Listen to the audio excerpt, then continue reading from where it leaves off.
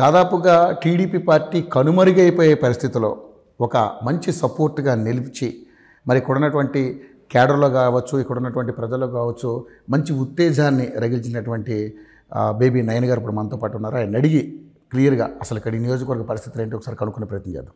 నయన్ గారు నమస్తే. నమస్కారం అండి. Welcome to our palace, welcome to Bobbili. Thank you sir, thank you so much. నిజంగా మీ దగ్గర రావడానికి చాలా కష్టపడ్డాను సార్. మేము చాలా ప్రోయాక్టివ్. ఎప్పుడు కాన్స్టిట్యుయెన్సీలో నిత్య బాధ్యతలు ఉంటాయి, ఎక్కువ తిరుగుతుంటాం. ఎక్కువ ఇంట్లో కన్నా కాన్స్టిట్యుయెన్సీలోనే ఉంటాం. దానికి పార్థపురం కాన్స్టిట్యుయెన్సీ 2 మండలాలు, జిల్లా అంతా ఇక్కడికక్కడికి పిలుస్తుంటారు. సో కొంచెం కష్టమే పట్టుకోవడం. ఇంట్లో పట్టుకోవడం కష్టం, పట్టుకోవచ్చు. ఓకే, చూశాను. అందుకనే రాగానే ఈ కోట నిండా మొత్తం కూడా అంతా మిమ్మల్ని కలవడానికి జనం. మేము సెటప్ చేసుకున్న దాదాపుగా ఒక అరగంటకి కానీ రాలేకపోయారు మీరు. ఇంకా జనం ఉన్నారు. సో నేను ఎందుకంటే ఇప్పుడు ఇప్పుడున్నటువంటి పొలిటికల్గా సినారీ అట్లా ఉంది కాబట్టి. సో నేను ఇక్కడ రావడానికి చాలా కష్టపడ్డాననే దాంట్లో ఇంకొక అర్థం కూడా ఉంది సార్. నేను అంటే దాదాపు అంటే ఇది మన శ్రీకాకుళం నుంచి రాజం మీదుగా పొందూరు ఆ దారి మీదుగా మీ ఊరు రావడానికి దాదాపు నాకు 4 గంటల సమయం పట్టింది. అంటే పరిస్థితి ఏ దారుణంగా ఉందనేది నాకు ప్రత్యక్షంగా నేను ఈరోజు చూశాను. ఏంటి సార్ అంటే రోడ్లు అంత దారుణంగా ఉన్నాయి, కారణం ఏంటంటారు? అసలు ఎంతో పేరుగాంచినటువంటి మన రాష్ట్ర ప్రభుత్వం, మన ఆంధ్ర రాష్ట్రం యొక్క పేరు చంద్రబాబు నాయుడు గారు ముఖ్యమంత్రిగా ఉన్నప్పుడు, ఇవాళ జగన్మోహన్ రెడ్డి గారు ముఖ్యమంత్రి అయ్యాక అట్టడుగు స్థాయికి వెళ్ళిపోయింది. దానికి one of the most important factor వచ్చి ఇన్ఫ్రాస్ట్రక్చర్ పూర్తిగా కుదేలైపోయినటువంటి పరిస్థితి. ఏమాత్రం కూడా ముందు చూపు లేనటువంటి. మీకు ఒక సింపుల్ ఉదాహరణ చెప్తాను.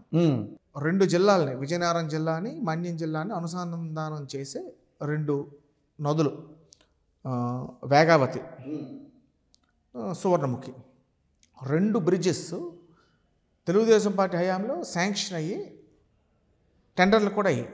ఈరోజు కూడా పూర్తి చేసుకోలేనటువంటి పరిస్థితి. మరమ్మతుల పేరుతో కోట్లు ఖర్చు పెట్టి ఏమాత్రం కూడా పురోగతి లేనటువంటి పరిస్థితి. టెండర్ పూర్తయిన కాంట్రాక్టులు కూడా భయపడిపోయి పేమెంట్లు, పాత టెండర్లు వీళ్ళు పేమెంట్లకి ఇబ్బంది పెట్టారు, వాళ్ళు పారిపోయారు. మళ్ళీ రీటెండరింగ్లో కొత్త కాంట్రాక్టులు కూడా వీళ్ళు చేసిన పనికి పేమెంట్లు ఇవ్వకపోవడం వల్ల వాళ్ళు రాలేదు.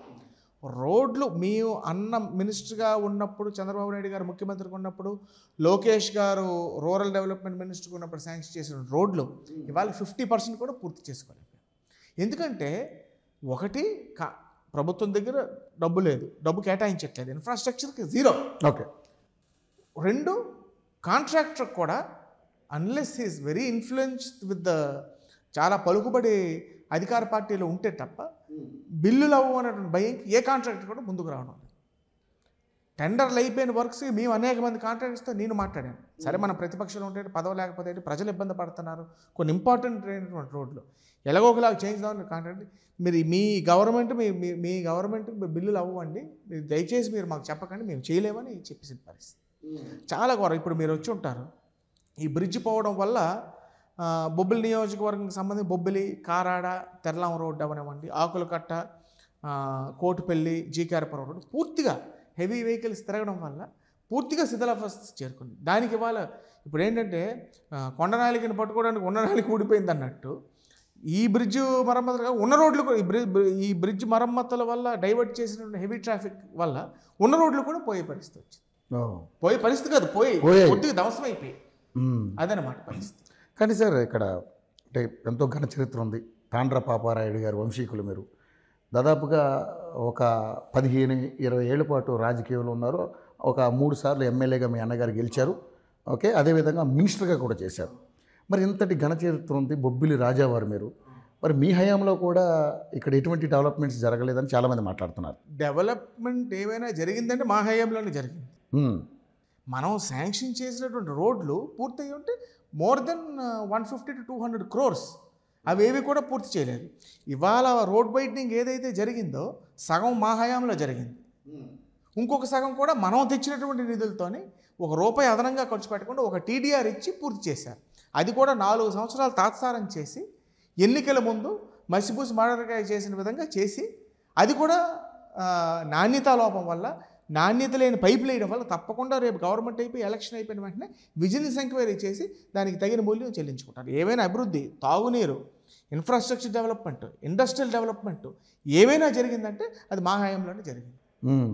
ఆ జరిగినటువంటి డెవలప్మెంట్ని కూడా వీళ్ళు కుంటుపరిచి సర్వనాశనం చేసేటువంటి ప్రతిష్ట, ఈ అప్రతిష్ట ఈ వైఎస్ఆర్సీపీ గవర్నమెంట్ మూట కట్టుకుంది.